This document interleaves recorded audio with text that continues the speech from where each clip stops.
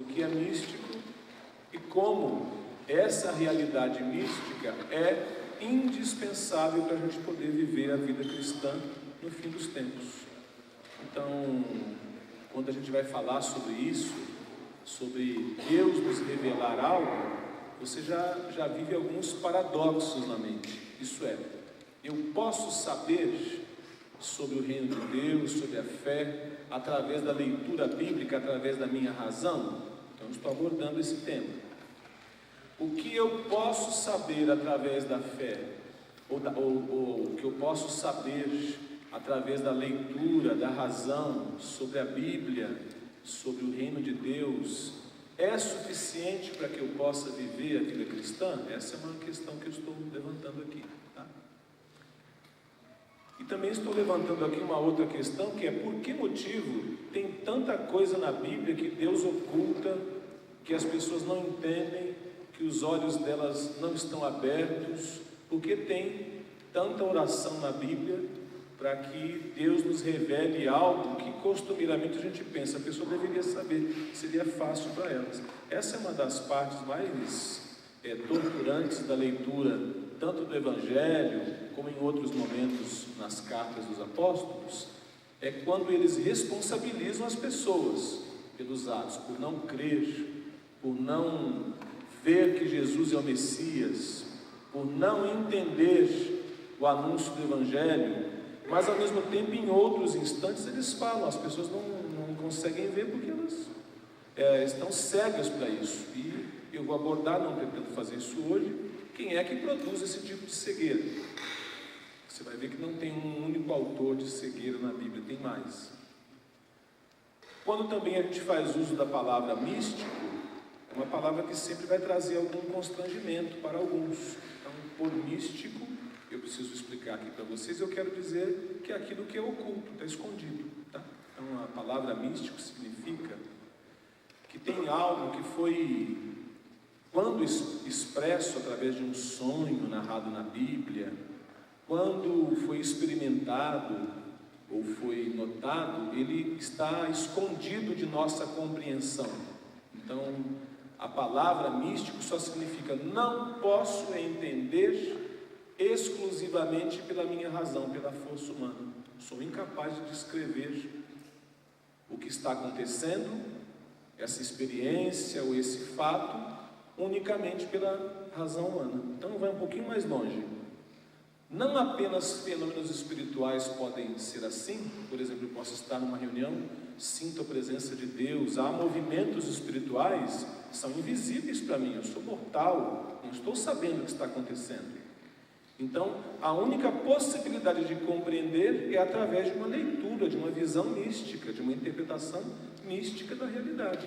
Místico significa, eu estou tendo acesso a coisas que são invisíveis a olhos humanos, mas estou obtendo alguma revelação sobre elas. Então, a mística cristã já pressupõe que o cristão se aproxima de Deus e obtém informações direto de Deus através da intuição, da comunhão pelo Espírito Santo, sobre coisas que estão acontecendo e são invisíveis aos olhos humanos. Não apenas eventos religiosos podem acobertar movimentos de Deus e mistérios de Deus, às vezes realidades triviais da vida também estão escondendo coisas de Deus, e precisamos então da vida, uma vida mística para tudo. Qual é o nosso problema com o místico? O místico lembra bruxo, não é? O místico lembra, para quem lembra aí, Raul Seixas e Paulo Coelho? Levanta a mão. Tem tudo mais de 50, que esses caras nem cantam mais isso. Agora, místico e mística lembra essas terminologias que se dão hoje a essas coisas do esoterismo. A palavra esotérico, quase toda boa palavra o diabo roubou para ele, não foi assim com Nova Era e muitas outras, né? A palavra esotérico só significa isso, oculto, está oculto. É a mesma coisa que em muitos momentos você veria na Bíblia narradas sobre o Evangelho, sobre como o Evangelho esteve oculto em muito tempo. Então, esotérico só significaria isso. E enquanto eu explicar para vocês aqui, eu vou mostrar que existem possibilidades não legítimas, ilegítimas de tentar compreender a realidade espiritual, são abomináveis, são o que nossa fé cristã e também a judaica acredita quando fala de espiritismo, quando fala de ler as mãos, ler cartas, tentar descobrir a sorte, entender o oculto pelo esforço da pessoa em relacionar-se com o mundo espiritual sem nenhuma mediação com Cristo. Não é errado relacionar-se com o mundo espiritual, é errado relacionar-se com o mundo espiritual sem aliança com Cristo. Utilizamos muito essa figura. Toda moça e todo rapaz que tem uma experiência sexual sem aliança se candidatam a sofrimentos, se candidatam a opressões espirituais, se candidatam a sentir-se depois usados, da mesma forma que os médiuns, os bruxos, sentem-se usados depois que tiveram uma experiência espiritual com o mundo invisível, sem ter uma aliança com Cristo, não tem mediação nenhuma. Então, isso é algo muito interessante sobre o espírito humano. Ele percebe muito facilmente a gentileza e ele ressente-se muito com qualquer agressão e violência. Se nós então nos aproximamos do mundo espiritual através de Cristo, essa é a mística cristã. Então, faz uma diferença aí para você, tá? Existe mística e coisas místicas que nós cristãos estamos desautorizados, como todas as pessoas, elas não deveriam procurar aqueles caminhos místicos. Existe muita coisa, não é disso que eu estou falando. Existe, Eleazar, mesmo no meio evangélico, gente que quer se apropriar de coisas místicas e está entrando em coisas ocultas, também tem uma espécie de esoterismo, não pode usar a palavra cristão não, mas religioso, que as pessoas querem estudar, além da medida, mistérios ocultos, tá? E ao mesmo tempo existe um tipo de espiritualidade, de sensibilidade, de vida mística que todo cristão, não um só, deve aspirar. Sim, então aqui eu faço uma afirmação já bem que vocês devem tentar moderar, ou outras pessoas podem submeter a apreciação de vocês. É impossível viver a vida cristã sem vivê-la com intuição e, portanto, com alguma espécie de mística. Porque o cristão precisa ouvir em seu íntimo a direção do Espírito Santo. E ele tem, mesmo quando alguém prega, ele tem o dever de conferir com a sua intuição, com a sua unção, se preferir, para só obedecer e atender, colocando a sua consciência diante de Deus, ouvindo. Ele não pode de jeito nenhum entregar a mente dele. Outro pregou e eu fiz. Não é assim que funciona. Ele deve colocar a mente dele diante de Deus humildemente. O que ele disse é seu, Senhor.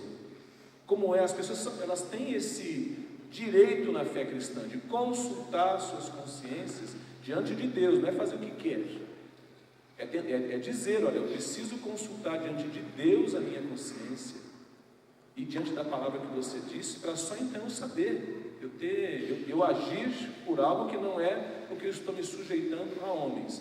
Nessa ótica aí, todo cristão, mesmo quando ele sujeita a homens, é só na aparência. Ele está de fato compreendendo, essa pessoa está falando e eu estou me sujeitando a Deus através dela. Mesmo quando as pessoas sofrem abusos espirituais, Thomas Merton é o melhor exemplo que me vem à mente. Ficou proibido de sair do mosteiro e viajar por 30 anos. Mesmo quando eles sofrem abusos espirituais, eles, quando calculam assim, estou sujeito a essa pessoa, no caso dele é aquele abade que era autoritário. Mas Deus está usando essa pessoa para me quebrantar, é de Deus que me submeta. Então a vida cristã, ela sempre vai encontrar alguma felicidade, ou na minha opinião, muita felicidade, que a pessoa se vê sujeita a Deus em qualquer circunstância. Eu estou lembrando agora, quantas vezes já disse em vários casamentos difíceis, para ele ou para ela, continua casado, me dava uma dó, gente, me dava uma dó tão grande. Quantas vezes já fui aconselhar casal, aí eu olhava os dois, uma vez eu fiz sozinho, aí voltei, depois de aconselhar o casal, aí a Miriam conversou comigo, falou: e aí, o que você acha? Eu falei assim: acho que eles vão ficar juntos, mas eu não ficava não. Mas a pessoa que está ali ouvindo o conselho, o que ela tem que encarar é o seguinte: eu quero permanecer debaixo desse conselho, quero ouvir essa palavra, é de Deus para mim, porque tem muita coisa que a gente sofre no começo e depois encontra muita felicidade. A pergunta é se tem alguma felicidade que a gente encontra sem sofrimento. Alguma as mães aqui presentes, é fácil dar luz? Não é fácil, né? O Ângelo teve essa experiência, vocês viram ele falando aqui, né? Então não é fácil, mas é cheio de prazer, de alegria. Tudo que é nobre é difícil, tudo aquilo que tem valor na vida custa algo.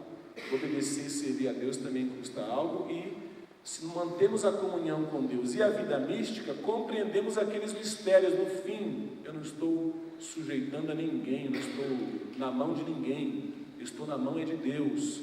Então a mística cristã, ela é voltada à vida cotidiana, onde eu vejo além da aparência. Esse é um texto principal. Eu quero mostrar isso para vocês num quadro, porque ocorreu-me enquanto refletia sobre essa mensagem, que esse quadro guarda um pouco disso. Eu vou projetar ele aqui, e para você que nos assiste na internet, talvez não consiga ver o quadro muito bem, nem vocês que estão aqui, porque está bem clarinho, né?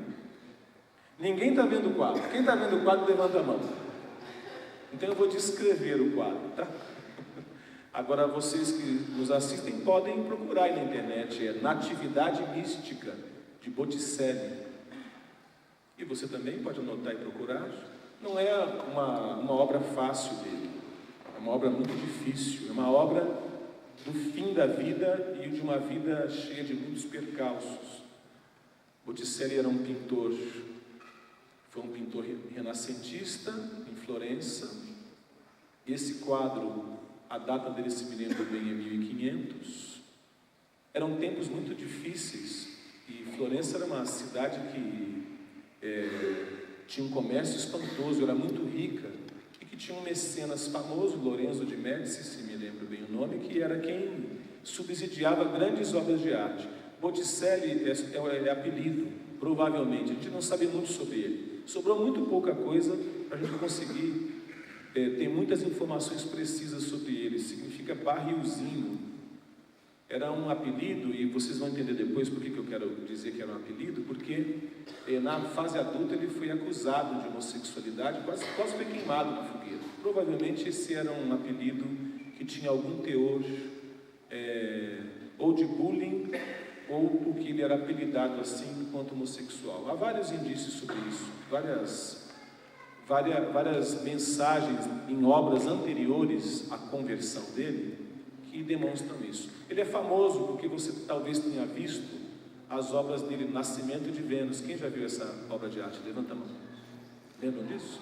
Não pode projetar aqui porque ela está nua, não é? E você também talvez tenha visto outra obra dele, até superior, eu penso, em técnica, chamada Primavera. Quem já viu essa? Eu acho que ela é sempre, o nome correto é a Primavera, mas talvez seja a Chegada da Primavera. Depois você procura, é uma obra fantástica. As duas foram pintadas num salão que Lorenzo de Médici comprou para fazer festas, e ele exigiu que as pinturas fossem pinturas pagãs. Percebe então, ó? Uma sociedade afundando no paganismo, na devassidão. Botticelli, um pintor de um talento impressionante, ele tem um talento tremendo. E essas duas pinturas que eu citei primeiramente revelam mais isso. Ele fazia frescos, que é um tipo de pintura que tem que ser muito estudada e feita muito rápido. A fresco quer dizer, você joga o pó da pintura enquanto ainda está úmido, você faz uns ajustes. Então ele era muito brilhante, muito capaz. E nesse ambiente todo em que ele vivia a devassidão que o mecenas dele também tinha, que era Lorenzo de Médici. Uma coisa aconteceu lá. Eu lembro de um texto do Christopher sobre Savonarola. Você lembra desse texto? É uma das poucas fontes que encontrei sobre Savonarola que são positivas. Porque Savonarola, o monge que se mudou lá para Florença, era uma espécie de, pelo que você vê descrito em muitos autores, principalmente historiadores da arte, ele era um monge louco. Era louco. Até os desenhos que se fazem dele são horríveis, para traduzir que ele era fanático. Não era isso aí, provavelmente porque a pregação dele arrebanhava multidões, a cidade esvaziava e ia toda para a igreja quando ele pregava. Ele era uma espécie de lança-chamas de Deus na cidade, pregava com intensidade. Vocês estão pensando no anjo? Então, agora, Savonarola tem um jeitão do anjo, pega a barba, imagina ele pregando. Ele pregava com autoridade, as pessoas se sentiam atraídas pela mensagem, e a população toda ia lá. Os historiadores da igreja detestam Savonarola porque ele pregou tanto contra o paganismo e o pecado, que alguns pintores pararam de pintar esses temas, porque eles iam na igreja e ficavam comovidos com as descrições que Savonarola fazia do juízo de Cristo, e ficaram tão impactados por isso que passaram a pintar essas coisas. E tem também a noite em que Savonarola pregou contra a vaidade e deu nome ao que chamamos hoje a fogueira da vaidade, porque ele fez uma fogueira e toda a cidade podia queimar aquilo que eles julgavam que estava fazendo eles pecarem. Então Botticelli foi um que pegou os quadros dele, na dozinha, né? Aí levou os quadros para lá e queimou vários, mas os quadros eram dele, ele podia queimar se ele quisesse. É isso que nenhum historiador da arte fala. Então ele queimou os quadros e ele começou a pintar temas cristãos. O melhor deles, se Deus nos dirigir assim, vou projetar amanhã. Esse é um tema do fim da vida, que ele chamou de natividade mística, por isso nos interessa tanto. Provavelmente ele fez esse quadro influenciado pela obra ou pelas pregações de Savonarola, não temos certeza também. Eu tive acesso a alguns pesquisadores que encontraram anotações de sermões que eles atribuem a Savonarola, mas essas coisas não têm muita precisão. É fato que em 1500 havia uma febre, um medo de que o mundo acabasse. Eles se baseavam num texto de Apocalipse que está aí no alto, em grego, nessas letrinhas no alto do quadro. Se você não vê aqui, pode ver quando pesquisar. E que ele cita Apocalipse 11 e 12.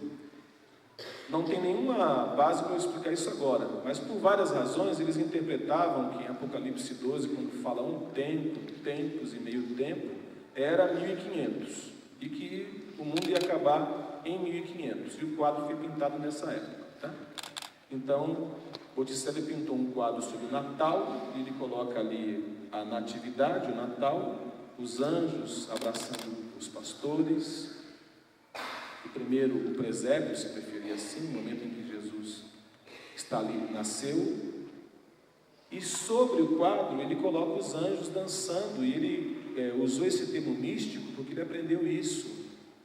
Nada do que acontece pode ser exaurido só pela aparência. Então nota, Jesus nasceu, mas diz Botticelli nessa pintura, ao mesmo tempo os anjos cantavam, e ali não é percebível numa primeira análise da pintura, muita gente toma muito tempo hoje olhando, há demônios sendo julgados, há cantinhos onde os demônios fogem, escapam e são julgados, e ele cita Apocalipse no alto para dizer, no Natal, embutido no Natal, são minhas palavras e que outros pesquisadores atribuem à obra dele, embutido num evento que é aparentemente só imanente, é físico, você vai encontrar muitas realidades espirituais acontecendo. Quem tem olho vê, quem está dirigido pelo Espírito Santo vai notar. E provavelmente ele aprendeu isso enquanto Savonarola pregava. Essa história não termina bem. Savonarola foi preso, os vilões dessa história são a religião organizada, a igreja, que queimaram um homem, né? Eles prenderam um homem porque ele pregava e as pessoas convertiam. Apesar dos historiadores da arte sempre falarem mal dele e que ele destruiu a arte, quando Lorenzo de Médici estava morrendo, chamou Savonarola pedindo a extrema-unção e fez a sua confissão para ele. Então, até certo ponto, vai ver, até ele converteu lá. Isso é muito pouco citado pelos perseguidores da fé, mas até os mecenas da arte acabaram se convertendo em algum momento com ele lá. Então, quando você vê uma atividade mística, o que deve notar? É impossível, observando um evento, mesmo um evento bíblico, que eu consiga extrair dele toda a verdade dele unicamente pela razão e pela aparência. Mas isso não deveria ser surpresa para a gente. Olha lá, Isaías 53, abre na sua Bíblia. Alguns de vocês já conhecem. Não é à toa que chamam Isaías de o príncipe dos profetas, o Shakespeare dos profetas, porque ele escreve isso com uma graça, com uma beleza. Você nunca se cansa de ler esse texto. É um texto lindo, de imagens fortes.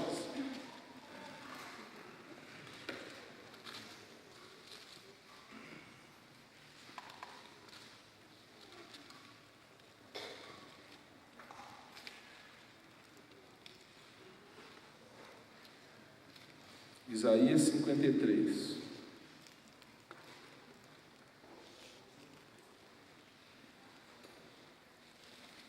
Quem creu em nossa mensagem e a quem foi revelado o braço do Senhor? Então já abre com um Apocalipse. Apocalipse quer dizer isso, revelação. A quem foi revelado? Aí ele vai explicar. Olha só, como muita gente não teve essa revelação. Ele cresceu diante dele como um broto tenro, como uma raiz saída de uma terra seca. Não tinha qualquer beleza ou majestade que nos atraísse. Nada em sua aparência para que o desejássemos. Houve até na igreja da patrística alguém que inventou, dizendo que Jesus era feio, e descreve Jesus. Mas isso é fábula, é invenção. Não é que ele era feio, que ele tinha defeito físico, que ele era uma pessoa de aparência abjeta, é que ele era alguém comum. Se você olhasse unicamente pela sua razão, pela visão, pela aparência, não ia conseguir saber quem ele era. Muitos fizeram isso. E curiosamente, aqueles que mais estudavam e repetiam os textos da Escritura a respeito. Nunca te surpreendeu esse texto que o Abinério leu e outros irmãos citaram? Que na apresentação de Jesus no templo, meu Deus, toda aquela balbúrdia, todo mundo andando para lá e para cá, provavelmente mais crianças seriam apresentadas, era um lugar de muito movimento. Nenhum dos sacerdotes, nenhuma das pessoas que eram profissionalmente ou vocacionalmente ligadas à vida do Messias, tudo o que eles estavam fazendo lá era para representar isso. Tudo o que eles lidavam lá era a figura do que estava acontecendo naquele momento. Ninguém notou. Uma viúva notou, e Simeão notou, mas ninguém mais notou. Ele entrou e saiu do templo sem que eles que lidavam com textos a respeito, que esperavam ou deveriam estar esperando, tivessem notado. Então era impossível que pela aparência, fazendo os cálculos, entendendo mesmo os textos bíblicos, as pessoas pudessem olhar para Cristo e meramente o reconhecer. É isso aqui que o texto está falando. Ele podia passar incólume, as pessoas não notariam.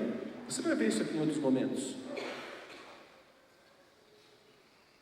O que você percebe é que ele era tão anônimo que Judas teve que explicar: me dá o dinheiro aí e eu vou mostrar quem ele é. Aquele que eu beijar é ele. Então nem os seus perseguidores conseguiam obter algum relato assim. Como é que ele é? Ele é mais alto?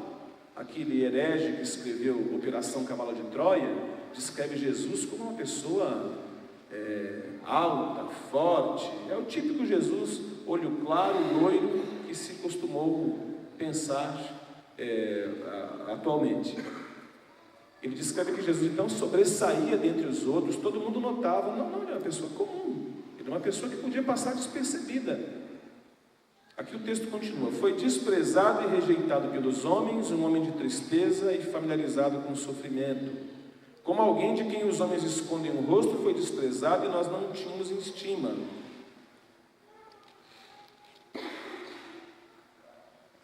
Verso 7, ele foi oprimido e afligido, mas não abriu a boca. Como um cordeiro foi levado para o matadouro, como uma ovelha que diante de seus tosqueadores fica calada, ele não abriu a boca. Verso 9, foi-lhe dado um túmulo com os ímpios. Como pode acertar tanto, não é? Ele está descrevendo aquela cena, Jesus crucificado entre os criminosos, e com os ricos em sua morte. Como essa frase deve ter parecido contraditória quando Isaías a diz. Espera, tem um túmulo entre os ímpios, criminosos, mas ao mesmo tempo ele vai ter com os ricos na morte? Como combinam essas duas coisas? Embora não tivesse cometido qualquer violência, nem houvesse qualquer mentira em sua boca, foi da vontade do Senhor esmagá-lo e fazê-lo sofrer. E embora o Senhor faça da vida dele uma oferta pela culpa, ele verá a sua prole, prolongará seus dias, e a vontade do Senhor prosperará em sua mão. Depois do sofrimento de sua alma, ele virá à luz e ficará satisfeito. Eu gosto muito de uma frase, uma tradição antiga: ele verá o fruto do seu penoso labor. Não sei se vocês têm essa frase. Quer dizer, ele passou por tudo isso. Aí Isaías já está vendo o final. Ele verá o fruto do seu penoso labor. Eu lhe darei uma porção entre os grandes, e ele dividirá os despojos com os fortes.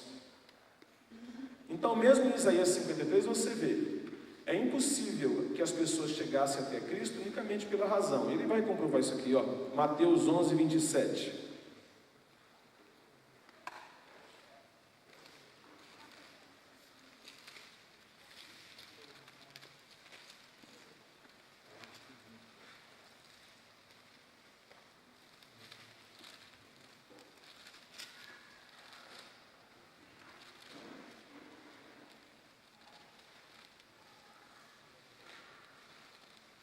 Mateus 11, 27. Todas as coisas me foram entregues por meu Pai. Ninguém conhece o Filho a não ser o Pai. E ninguém conhece o Pai a não ser o Filho e aqueles a quem o Filho quiser revelar. Essa palavra aqui, revelar, é o verbo de Apocalipse. Então, o Filho e o Pai só podem ser conhecidos se eles desejarem, não tem como. Se eles não se dão a revelar, é impossível. Olha, você vai ver o mesmo texto, é praticamente a mesma citação, lá em Lucas 10, 22. Anota aí, eu não vou ler. Se o Filho não revelar ao Pai, ninguém vai saber. Ao mesmo tempo, olha lá em João 6, capítulo 44. Evangelho de João, capítulo 6, verso 44.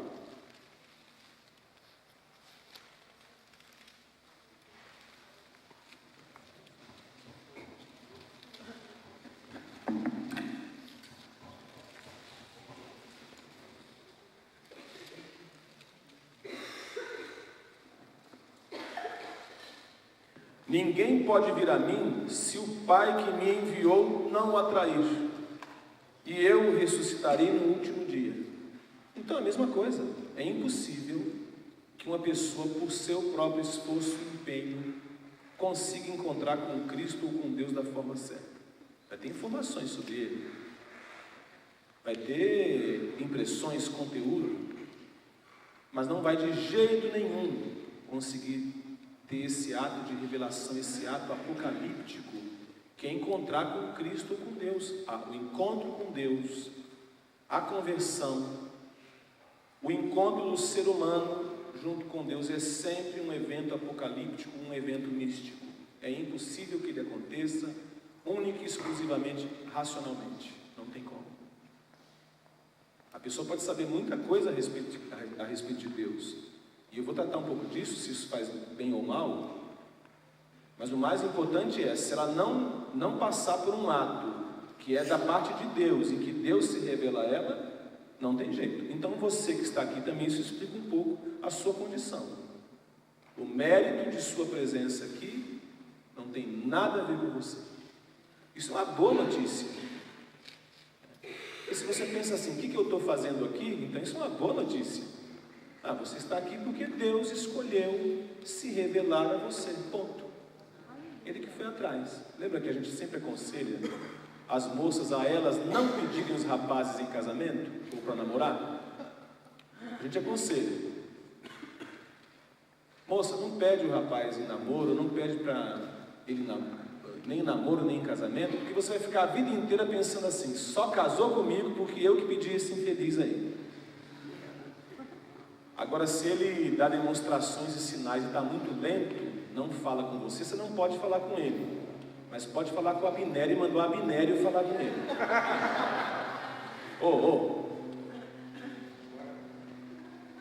Agora, a mesma coisa se aplica à nossa conversão. A gente não está aqui porque a gente falou: eu quero ser salvo, eu quero ser salvo.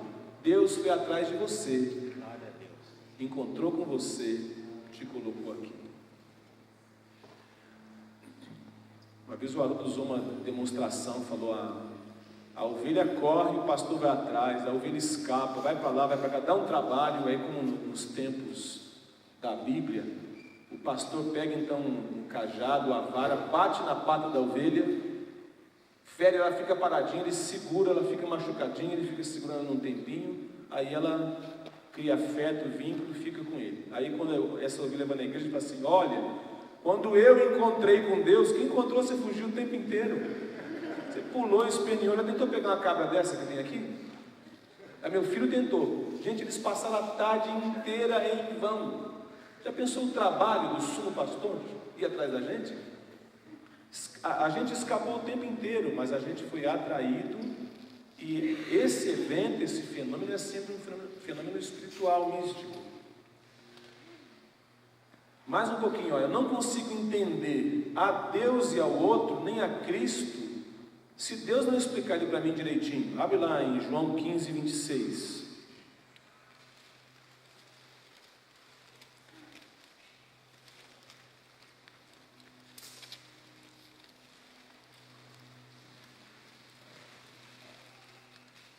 Eu sempre me empolgo com essa palavra paráclito, que é super difícil de traduzir nas Bíblias, e houve tentativas formidáveis, mas ela incorpora tantos sentidos, e esses sentidos são tão comuns no tempo bíblico. Era uma palavra tão preciosa, que às vezes a gente lê só consolador, de jeito nenhum, apenas isso significa paráclito, né?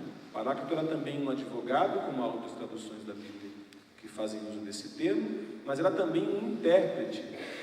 Aqui então diz: mas quando vier o Paráclito, que eu da parte do Pai vos hei de enviar, aquele Espírito de verdade, que procede do Pai, ele testificará de mim. Então nós não conseguimos de jeito nenhum conhecer a Deus sem que o Espírito Santo nos ilumine. Isso aí não tem a ver com experiência pentecostal. Isso tem a ver com uma experiência mística, espiritual. As pessoas se convertiam de forma mística muito antes do avivamento pentecostal. Elas tinham experiências espirituais. Tem descrito. Mesmo durante a medievalidade, e talvez até muito durante a medievalidade, você via o que chamamos de santos hoje, mas eram homens que buscavam a Deus, homens e mulheres. Eles descreviam experiências místicas impressionantes. Então, sem uma experiência em que eu tenho um contato com o Espírito Santo, eu não consigo compreender quem é Cristo e quem é Deus. Eu preciso, mais ainda, que o Espírito Santo, mesmo que eu tenha conteúdos a respeito de Cristo, sabedoria bíblica, conteúdo bíblico, ele me explica. Eu não consigo aceitar se eu não tiver essa explicação. Eu não sei se vocês estão entendendo o teor do que eu estou dizendo. Eu estou dizendo que o conhecimento da Bíblia indispensável, não estou nunca dizendo que não devemos conhecer ou estudar a Bíblia. O conhecimento da Bíblia é indispensável, mas ele é insuficiente para que consigamos conhecer a Deus e a Jesus. Percebeu? Então ele é indispensável, uma condição indispensável. Ao mesmo tempo, ele é insuficiente para conhecer a Deus e Jesus. Mas a pessoa que conhece a Bíblia não repete tudo direitinho, consegue falar tudo. A pessoa que conhece a Bíblia não consegue ser inquirida sobre sua confissão de fé e inclusive ser aprovada por quem tem que. Não consegue? Consegue. Então eis o perigo. A gente consegue repetir tudo, consegue falar tudo, porque essa é uma habilidade humana que está forte em nós. Conseguimos resolver as coisas racionalmente, conseguimos pensar o certo, mas não conseguimos fazer o certo. Está gravado na gente, temos uma vida mental riquíssima. A pessoa pode parecer religiosa, tudo que você imagina vendo um cristão, exceto se você submeter a pessoa a uma proximidade, observa mais de perto, ela consegue imitar direitinho. Você acha que é fácil descobrir se alguém nasceu de novo ou não? Não é fácil. Pergunta a algumas irmãs que namoraram um rapaz acreditando, depois, por soberania divina, é que Deus foi revelando essa pessoa não é crente. Não é fácil. É muito difícil conseguir discernir se alguém teve uma experiência com Deus ou não, porque as pessoas são capazes de imitar isso facilmente. É muito sutil. Os músicos presentes talvez notem. Eu fui assistir um show de um dos maiores violonistas do Brasil. Era um show beneficente, então eu, a Miriam e as crianças chegamos 3 horas antes ou mais. Ficamos bem ali na primeira fila, era de pé que assistiu o show. Ficamos esperando. Tem essas coisas horrendas que tem que vir bandas locais para abrir show para a pessoa que vem de fora. Foi um suplício. Eu suportei tudo. Fiquei ali, até que ele subiu ao palco, sereno. Não vou falar o nome dele porque não é o caso, mas fiquei admirando da gentileza, da tranquilidade, do trato amoroso com as pessoas. É sério, eu não sou fã, não é fã não, tá? Parece que é tiete dele, né? Estava lá, não. Estava admirado de ver que ele, tão inspirado, chegou lá com tanta humildade. Aí quando ele sentou, ele monta uma roda de violões ao redor, um violão daqueles, se você vender, poderia pagar uma casa, né? Aí ele sentou-se em volta dos violões, ele pegou, tocou uns 3, foi fabuloso. Nós fomos para outro lugar, enquanto ele tocava. Aí era coisa bem popular. Aliás, a audiência popular, a música não. Aí quando ele terminou de tocar no 3º violão, ele falou assim: escuta, tem um problema num dos retornos, vamos tentar resolver. É aquela coisa que só os músicos de ouvido absoluto, algo bem sutil ele notava. O público falou assim: não tá bom, continua. Ele falou assim: não, vocês merecem o melhor. Aí pediu que o pessoal melhorasse. Eu não notei diferença, mas deve ter feito muito para ele. Aí ele tocou belamente. A noite passou rápido. Eu e a Miriam nunca esquecemos. Esse show foi para a gente um exemplo do Evangelho da Graça. Primeiro porque foi de graça. Mais tarde pagamos um show dele, talvez porque a mística não estava lá, a gente não notou aquela mágica toda, mas foi muito bom também. Depois eu ouvi pessoas que tocam muito bem, tocando peças dele. Ele aprovaria o jeito que a pessoa tocou. Mas falta alguma coisa. Não falta? Essa é a diferença de quem sabe tudo e quem sabe, mas encontrou com Deus e Cristo misticamente. Tem aquele tipo de gentileza, aquela finesse, que só tem aqueles músicos que são virtuosos. Então eu não sei se eu estou me fazendo entender por vocês. É possível ouvir uma música tocada corretamente, mas que não tem a mesma beleza de quem tocou aquela música e já sabe exercitar na música e colocar na música todo o seu talento. É um evento que também por si só já é espiritual. Eliezer, como é que a gente fica nisso então? Se você está defendendo que a intuição e a mística são indispensáveis à vida cristã, corremos vários riscos. Aliás, já vimos muitos. Misticismo é um dos males que está pela igreja, não é mesmo? As pessoas têm visões, revelações manipuladoras, vem diabo em tudo quanto é canto. Eu já fui desses, então não estou criticando ninguém, não, estou lembrando de mim só e narrando. Então lembro disso, da época de amarrar tudo. Quem lembra disso? Tem tudo mais de 50, que acabou esse tempo. Entrou outras modas. Amarra aqui, amarra ali. Uma vez nós fomos numa reunião de amarração, eu e a Miriam. Aí quando nós amarramos, deu algumas coisas erradas. Depois disso, de tudo que a gente amarrou, a gente voltou lá e conversou com alguém que falou assim: mas vocês esqueceram de amarrar tal coisa. Eu falei: meu Deus, com 2 horas só amarrando. Amarrou. Esquecemos isso. Até uma pessoa me disse: é melhor escrever. É verdade, não vai lembrar? Escreve, para amarrar em ordem. Põe a ordem alfabética, escreve. Aí quando eu saí de lá, a Miriam falou assim: isso aí não vai dar certo com a gente. Não é que ela tinha problemas teológicos, ela tinha problemas práticos. Falou: a gente não vai lembrar nunca de amarrar tudo. Nunca. Sempre vai ficar alguma coisa sem amarrar. E eu lembrei, eu não lembro de amarrar nem o cadastro, quanto mais amarrar tudo. Ver tudo, entender tudo. É só uma brincadeira para dizer, a igreja vive envolta nesses misticismos, mas eu não estou falando da igreja de agora, eu não estou falando da igreja brasileira, eu estou dizendo que a igreja do Senhor Jesus é uma igreja que deve conviver com a palavra e com a intuição do Espírito Santo. Não é de qualquer igrejinha que eu estou falando, não é desses movimentos aventureiros. Eu e você não pertencemos a uma aventura, nós não começamos ontem, nós nos reportamos não apenas à igreja primitiva, essa própria igreja primitiva também se reportava a toda a visão judaica de mundo, percebe? Por isso eles não tinham medo de falar disso. O Espírito Santo, ele declara expressamente. Paulo, como é que você faz um anúncio como esse? O Espírito Santo declara expressamente. Como ele tem essa autoridade, é porque ele não começou ontem. Ele sabe que pertencemos a uma antiquíssima tradição. Nós somos, eu tenho medo de usar essa frase, mas nós somos um povo judaico-cristão em termos de cosmovisão. Nós não começamos a escrever essas coisas agora, não é o Wicca, tá? O Wicca de crente. Vou lá e faço uns negocinhos que parece que está... E tem isso aí, tenta acertar. Não, não é nada disso. Nós estamos falando de um movimento que nasceu, é o povo judeu, porque Deus já escolheu um povo para se revelar. Então é por isso. Deus escolheu um povo para se revelar. Vamos observar um pouco disso lá. Então quero apresentar antecedentes judaicos para o fato de que precisamos ter revelação. Esses antecedentes judaicos comprovam, quero crer,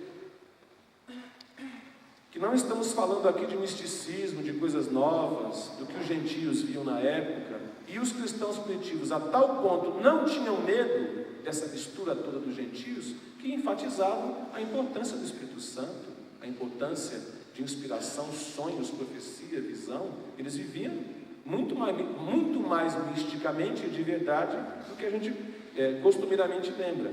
Primeiro eu quero mostrar para vocês que a igreja cristã ousava falar bastante sobre inspiração do Espírito Santo, intuição e vida mística, porque ela era fundamentada numa tradição onde a palavra de Deus tinha importância. A palavra de Deus deveria ser compreendida, lida, relida, repetida. Vou mostrar que tem algumas diferenças do que pensamos hoje em nossa sociedade ocidental. Mas os judeus não são chamados à toa de o povo do livro. Já eram assim antes que houvesse livro, como a gente entende livro fisicamente. Abre lá em Deuteronômio 32:2, por favor. Antecedentes judaicos para uma vida mística.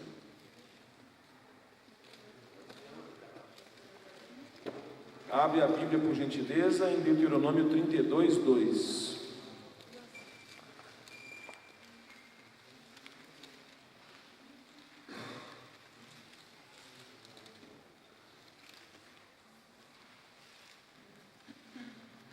Vamos começar do 1, que é bonito. Vamos lá.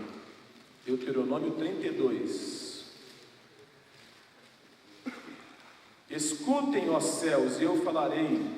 Ouço, ó terra, as palavras da minha boca, e meu ensino caia como chuva, e as minhas palavras desçam como orvalho, como chuva branca sobre o pasto novo, como garoa sobre tenras plantas. Há uma tradução que usa a palavra que eu gosto muito, destilar, quer dizer, gota a gota, gotejar. A imagem presente aqui é que quando Deus está falando, a gente permanece em atenção, como metaforicamente a relva, o solo, permanecem quietos, paradinhos e vão recebendo o orvalho. É gota a gota, é devagarzinho. É um processo de exposição, é claro, de permitir-se encharcar. Então, a Bíblia, desde o início, já faz uma defesa de que Deus deve ser ouvido.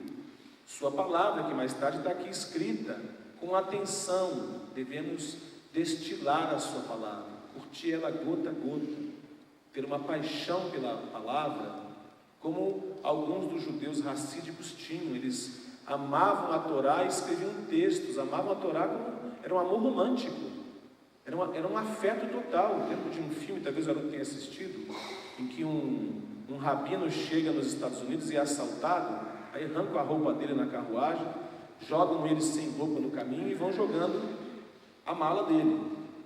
e ele corre desesperado, é uma comédia, tá? Apesar de tudo, mas ele corre desesperado e vai encontrando a roupa, até que no meio do caminho ele encontra a Torá, que estava no meio da bagagem. Aí ele abraça a Torá, beija a Torá. É impossível não se comover com essa cena. O amor pela palavra, o apreço pela palavra, que era o que os rabinos naquela ocasião falavam, sobre amar a palavra intensamente, ficar ligado à palavra, afetuosamente. Nenhum cristão vai longe se desprezar esse antecedente. Se um cristão acredita, eu não preciso amar a palavra, se ele não tem a palavra em importância, ele está desprezando quem falou aquela palavra, não é o pregador. Ele pode ter muitos problemas, ele pode ter muitas indagações, por exemplo, com a interpretação que alguém dá. É plenamente possível.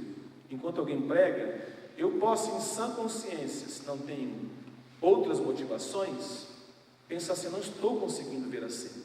Eu estou querendo enfatizar com vocês, irmãos, há uma gentileza presente no Espírito Santo e na caminhada espiritual, onde eu não preciso sujeitar a minha mente ao outro unicamente para satisfazê-lo. E se eu fizer isso, de certa forma eu traio um princípio do Novo Testamento, em que eu preciso que a unção interior me ensine. Não posso dizer para não, está bom, amém. Se eu tenho indagações, tenho questões, a motivação é importante. As pessoas podem dizer: eu não penso assim, por motivações erradas. Então verificar a sua consciência, fazer com que o momento da palavra seja um instante em que eu verifico, eu me arrependo. A palavra é um momento, sempre dissemos, em que o pregador tem que ter humildade. Mas sabia? O ouvinte tem que ter muita humildade. E tem que ter aquela humildade para pensar assim: não estou conseguindo entender, não estou concordando, mas eu quero entender, é a palavra de Deus. Eu quero que ela penetre no meu coração, eu quero que ela mude, eu quero que ela produza em mim mudança, desconforto, alegria, conversão. Como eu vou conseguir isso se eu não tiver humildade para permanecer ali ouvindo a mensagem, deixando ela trabalhar na minha mente? Preciso, e constantemente consultando a Deus e a minha consciência. E fazendo isso, a pessoa está atestando que a palavra que entra no coração dele, que ela crê, é a palavra de Deus. O que não é admissível, em hipótese nenhuma, que algo que esteja na palavra de Deus, escrito por ele, seja questionado, porque a pessoa não quer cumprir, não acredita, tem uma motivação errada. Ué, se ela está fazendo isso, ela está desprezando algo que Deus escreveu. Se você tem uma vida conjugal, já pensou você desprezar um bilhete de alguém que você ama? Não precisa ser só do par romântico, não. Quem tem filho aqui, levanta a mão. Quem tem filho que já deixou bilhetinho para você? Aí o filho deixa o bilhete, você acha o bilhete, lê, e se tem a vida corrida que nem esse pai que nos fala, amassa o bilhete e joga o bilhete fora. Aí quando chega em casa, o filho fala assim: você viu meu bilhete? Vi. E você viu o verso que eu pedi para você escrever um negócio? Aí você fala assim: eu vou lá pegar o bilhete. E você desmonta a mala todinha atrás do bilhete. Porque a gente nunca quer desprezar algo que foi escrito por quem a gente ama, de jeito nenhum. Não podemos, isso não acontece. A gente tem que prezar, tem que ter carinho. É o carinho que tem que ter com a palavra de Deus. Mais um pouquinho, olha, Deuteronômio 29:9. Deuteronômio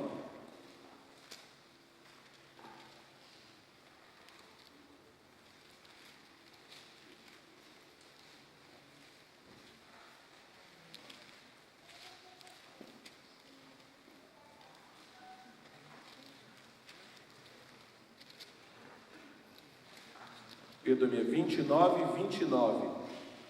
Deuteronômio 29:29. Mais um antecedente judeu importante para que a igreja primitiva, e portanto nós, possamos compreender que, se atentamos para essa tradição judaica de bíblica, de Velho Testamento, a gente pode falar sobre mística o quanto for, com tranquilidade, está bem equilibrado.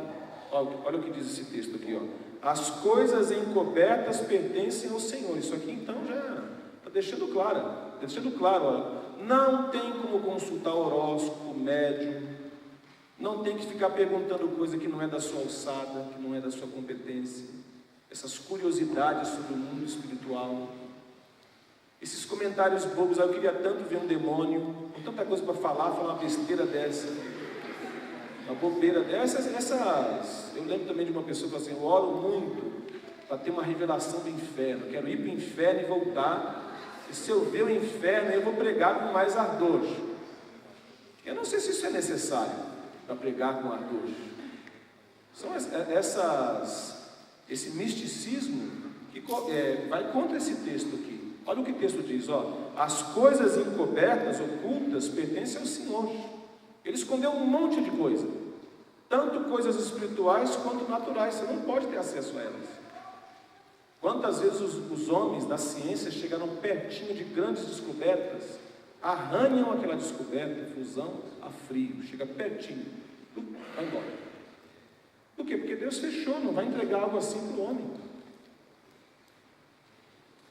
Mas as reveladas pertencem a nós e aos nossos filhos para sempre, para que sigamos todas as palavras dessa lei. Então, ele deixa claro, tem muita coisa revelada para você se preocupar.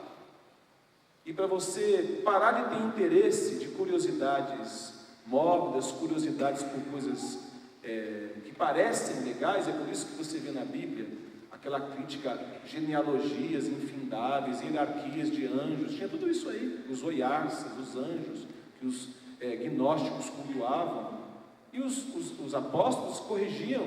Não é esse o nosso interesse, não é disso que trata a mística cristã. A mística cristã é conhecer mais a Deus e a Cristo através de nosso espírito, pela intuição, pela experiência. Ao mesmo tempo, ela não abandona o fato que nós precisamos estar atentos ao que é revelado na palavra de Deus para poder cumprir. A gente pensa assim, acredita nisso. Olha o próximo capítulo aí, olha. No capítulo 30, do verso 11 em diante. O que hoje lhes estou ordenando não é difícil fazer, nem está além do seu alcance. Eu gostei quando o Ângelo falou, os 10 mandamentos já foram publicados, estão em português, está claro, há muito pouco que pensar sobre eles, é verdade. Eles está tudo razoavelmente evidente. Eu digo razoavelmente, porque mesmo depois de ser aqui, não matarás, aí a Bíblia vai explicar as condições e exceções possíveis para esse mandamento. Há como se aprofundar. Mas só de ler os 10 mandamentos, você sabe como Deus pensa eticamente.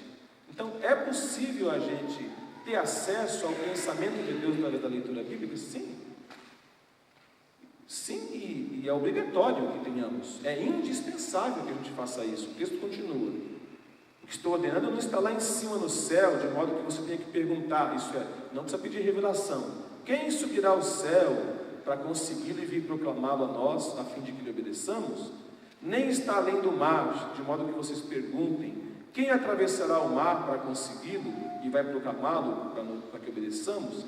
Nada disso. A palavra está bem próxima de vocês, está em sua boca, porque eles repetiam a palavra, era a mnemônica judaica, era repetir constantemente enquanto caminhava qual era a palavra, e em seu coração, por isso vocês poderão obedecer. Então há uma grande diferença entre a fé cristã e aquilo que alguns autores da igreja primitiva, historiadores, chamam de religiões de mistério, que são essas religiões que você vê hoje no neopaganismo. O neopaganismo nem é tão neo assim. De tempos em tempos, vocês viram no tempo de Botticelli, o paganismo tem uma renovação.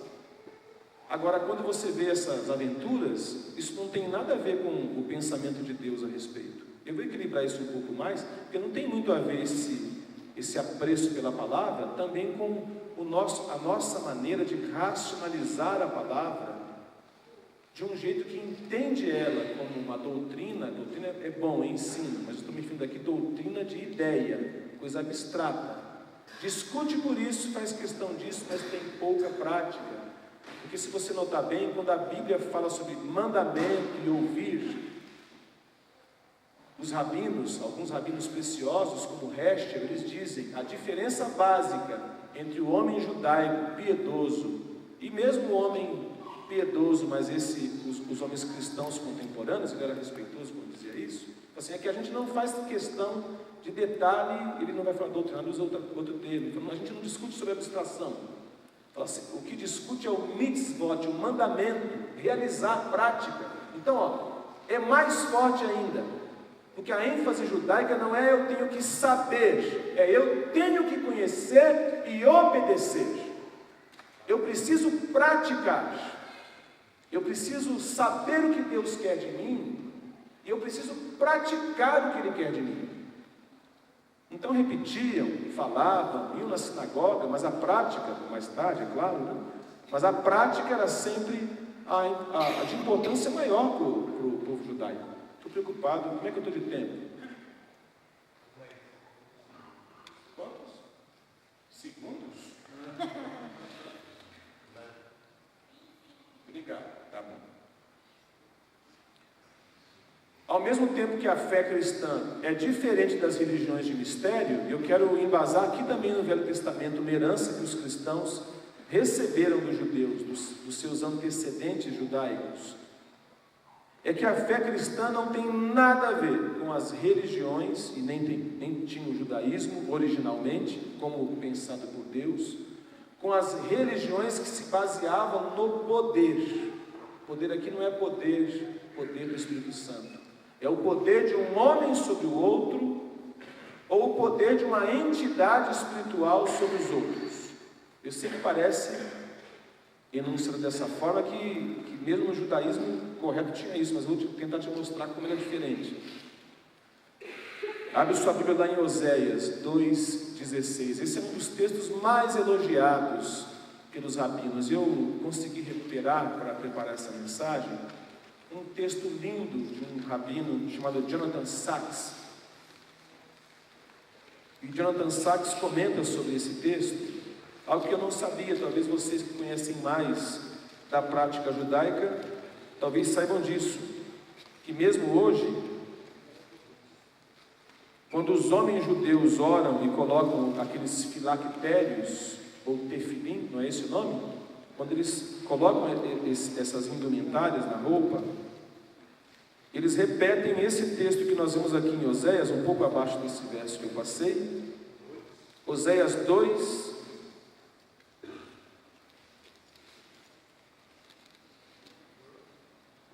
vejamos primeiro esse texto, que é o texto que os homens judeus repetem enquanto colocam os filactérios.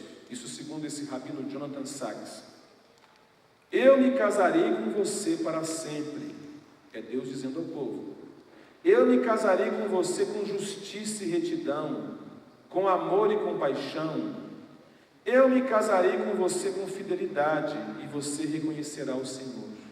Aí Sacks diz algo que eu precisava citar aqui, é Oséias 2, versos 19 a 20.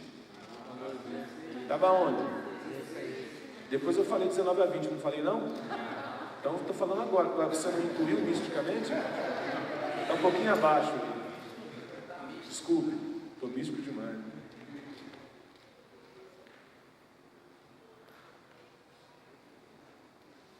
O que o rabino diz é que existem muitas metáforas. Eu não concordei muito com esse termo metáfora. Existem muitas formas como Deus se apresenta no Velho Testamento, porque metáfora dá a impressão que não é aquilo de fato.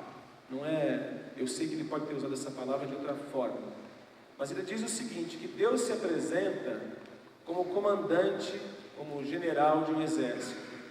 É claro, é uma verdade bíblica, ele garante, ele concorda, ele está defendendo o Velho Testamento como palavra de Deus. Deus se apresenta como Criador, Deus se apresenta como Senhor, Deus se apresenta de muitas formas no Velho Testamento. Mas ele diz o seguinte, que é unicamente da Torá, é unicamente do Velho Testamento, e é unicamente dos profetas. Deus se apresenta como esposo, Deus se apresenta como esposo místico. Ele se apresenta, e é uma ligação muito pungente, mas não é pequeno, e não influenciou pouco as pessoas que ouviram os profetas, influenciou inclusive muitos avivamentos judaicos, existe isso, tá? momentos em que eles amavam mais a palavra, amavam mais o estudo da palavra. O fato de que Deus é o nosso esposo místico, que nos desposou. Não é que nós fomos até Ele. Ele nos encontrou em autêntica vulnerabilidade. É um anúncio da graça. E Ele nos desposou. Ele tornou-se o nosso esposo. Esse anúncio de Sacks é importante. Ele diz lá no verso 16, aí que ele explica, existe uma pegadinha que está escrita aí em hebraico. Em algumas Bíblias ainda sobrevive isso. É um jogo de palavras com Ishi e Baalim. Tem aí na sua Bíblia? Ou Baali, né? Baali, não é isso? Tem Baal, mas tem Baali também no original. Se você procurar em algumas outras traduções mais antigas, vai ver. No hebraico, Ishi é marido e Baali, que é o que está escrito lá, tá? E como o Rabino cita, e em algumas traduções é Baal, isso significa Senhor. Então a brincadeira é que nesse momento, Deus não se apresenta como Senhor. Então o Rabino explica, Ele não se apresenta como Senhor, porque embora Ele é o Senhor dos exércitos, embora Ele é o Criador, embora Ele é o chefe que deve ser obedecido, a maneira como Ele quer se apresentar, e é diferente das religiões de poder, estão me entendendo? As religiões animistas, as religiões hierarquizadas, onde a pessoa obedece, porque senão a entidade vai esmagá-la. É claro que Deus pode fazer tudo isso, Ele é Deus. Mas Ele diz, a revelação que o povo judeu tem ao mundo, é que Deus é o nosso esposo eterno, é o esposo invisível. É essa a revelação do povo judeu ao mundo. E Ele diz, por isso que Ele diz assim, olha, eu serei seu Ishi. Ishi é a palavra para marido, no sentido de homem, mas não é qualquer homem. É o homem que todas vocês, mocinhas solteiras e também as casadas, porque Ele é Deus, né, podem suspirar, porque Ele é o homem campeão, é o homem herói. Ishi é aquele homem que ele vai atrás da mulher em vulnerabilidade, é o exemplo de Oséias, e ele a desposa. E por consequência, essa palavra no hebraico, Baali, significa Baal, que é aquele que é marido proprietário, aquele que exerce poder de forma autoritária. É como aqueles maridos dos tempos antigos, para quem a esposa era só um objeto. Acredite em mim, se você, lendo a Bíblia, tem algum constrangimento quando olha e pensa, isso aqui parece tão machista, o povo judeu elevou muito o valor da mulher, obedecia a tempos históricos, não dava para mudar muito, mas mudou muito. As nações em redor tinham as mulheres no mais alto desprezo. As mulheres não tinham respeito, nem tinham, por exemplo, uma carta de direitos, como em muitos momentos a lei judaica é para a mulher, defendendo ela de abusos de maridos e outros. Agora, a maneira como Deus se apresenta aqui é dramaticamente diferente da maneira como essa outra divindade, Baal, se apresentava. Ele era aquele que punia, ele era o Deus da tempestade, do trovão, era o Thor cananeu, tá? Thor dos vikings não tem nada a ver com o Thor da televisão, ele é demoníaco. Se você estudou, eu já estudei muito isso, essas divindades nórdicas, elas são tão bonitas nos poemas que Tolkien e C.S. Lewis abordam, mas na história eles eram horríveis. Eles exigiam sacrifícios humanos e obtiveram muitos sacrifícios humanos. Eles eram deuses de ira, de exercício de poder autoritário sobre os homens, enquanto o Senhor é o nosso marido, nosso esposo místico, a quem nós nos relacionamos com afeto. Então há muita diferença entre as religiões de mistério e entre a fé judaico-cristã, mas há também muita diferença entre a fé judaico-cristã e uma religião onde nós obedecemos só porque está escrito. Não é assim. Você verá mais tarde, uma é que nós não conseguimos. Se fosse assim, não precisava de sacrifício de Cristo. Está escrito assim, você faz. Mas ainda não, Cristo já morreu. Cristo morreu por você, já tem graça intrínseca nesse versículo. Lei cumpre. Mas se for assim, a gente pode mandar as pessoas fazerem um monte de coisa, não é? E acontecer automaticamente.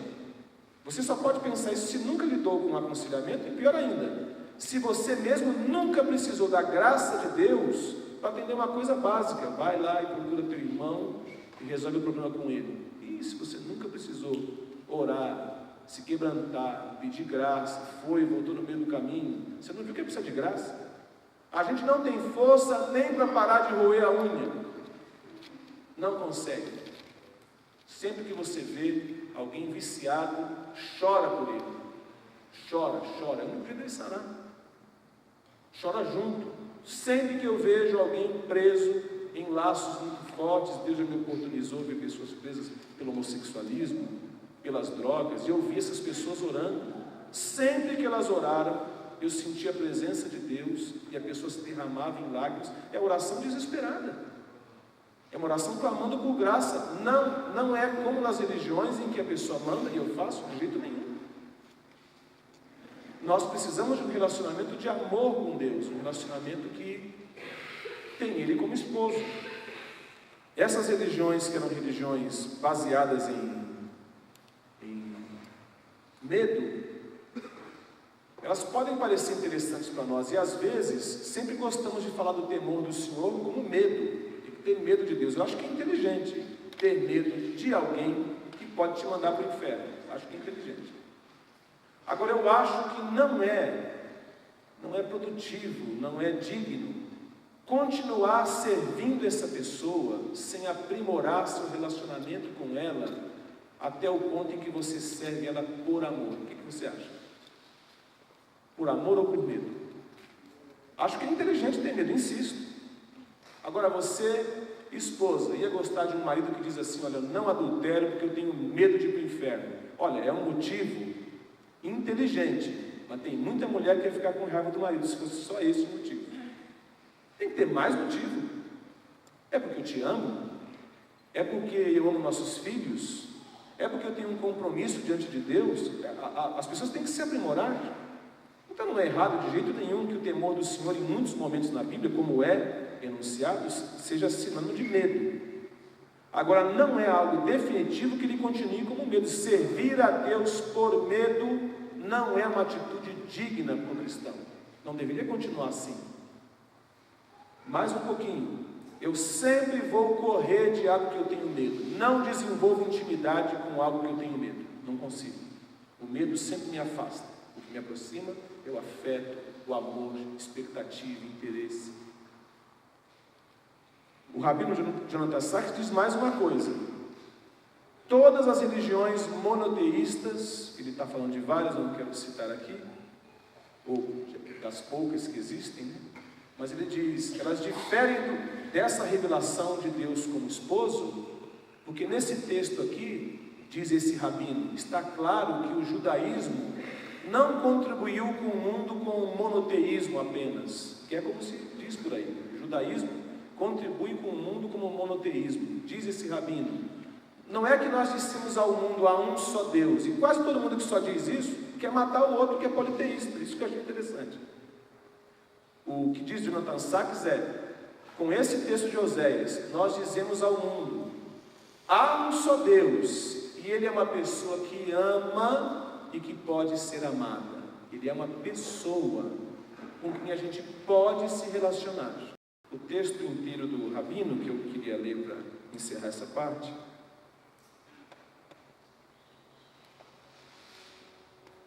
é difícil fazer justiça ao poder dessa ideia.